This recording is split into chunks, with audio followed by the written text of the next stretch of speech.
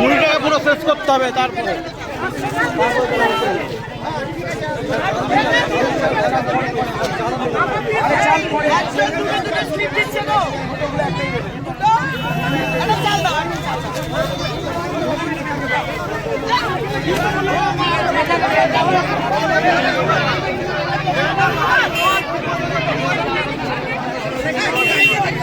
মুড়ি প্যাকেটটা ফাটা আছে দেখে দেবেন।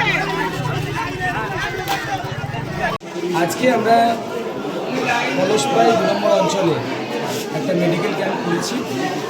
সেখানে বিভিন্ন ডাক্তারবাবুরা উপস্থিত ছিলেন। আমাদের সকলের প্রিয় দিদি অর্চনাদি প্রতি বছর আমাদের কাছে আসেন। উনি প্রতি বছর মেডিকেল ক্যাম্প করেন, এখানে মানুষকে সেবা শুশ্রূষা দান করেন। আজকে খুব ভালো লাগছে এই মেডিকেল ক্যাম্পে প্রায় 300-র অধিক মানুষ আজকে ওষুধপত্র নিয়েছে, সেই সঙ্গে ডাক্তারবাবুকে দেখিয়েছে। তো দিদিকে ধন্যবাদ জানাই, সেই সঙ্গে ডাক্তারবাবু যারা এসেছেন সবাইকে ধন্যবাদ জানাচ্ছি।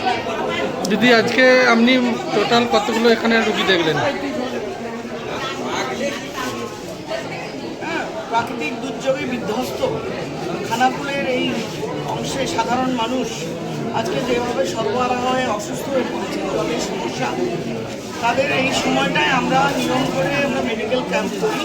আগেও ভাই বিধায়ক সুশান্তর সাথে এসে আগেও কাজ করেছি। এবারে যেন আরও ক্রাইসিসটা বেশি, প্রচুর পেশেন্ট এসেছিল। সকলকে আমাদের শিশুরোগ বিশেষজ্ঞ, মেডিসিনের ডাক্তার বা গাইনি, আমরা প্রত্যেকের সাধ্যমতো তাদের চিকিৎসা পরিষেবা এবং ওষুধপত্র দিয়েছি।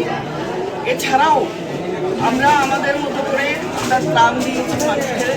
সুশান্ত ভাইকে সাথে নিয়ে তার অঞ্চলের প্রত্যন্ত জায়গায় গিয়ে, তো বিজেপি মানুষের সাথে মানুষের পাশে এই জিনিসটাকে মাথায় নিয়ে আমরা কাজ করি সারা বছর।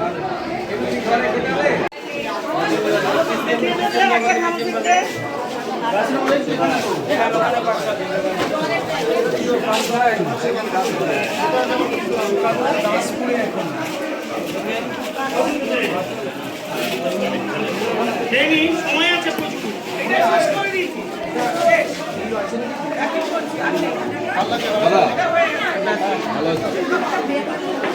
আমরা ওই প্রথম থেকে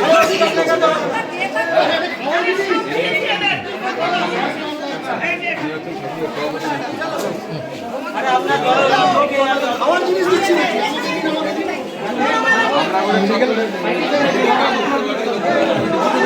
আমরা